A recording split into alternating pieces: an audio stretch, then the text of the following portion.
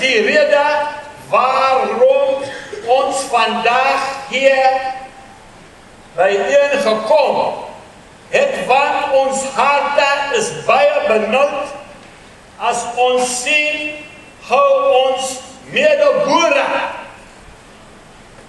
sukkel deur droogte. Ons het hierheen gekom om te wys dat ons in geloofsaak met julle staan en glo dat dit sal reën.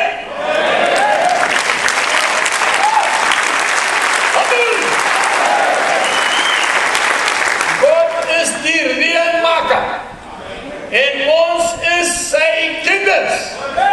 En hy sê in Jeremia 33:3, vra my en ek sal jou van ongelooflik dinge vertel oor wat hier gaan gebeur, waarvan jy niks weet nie.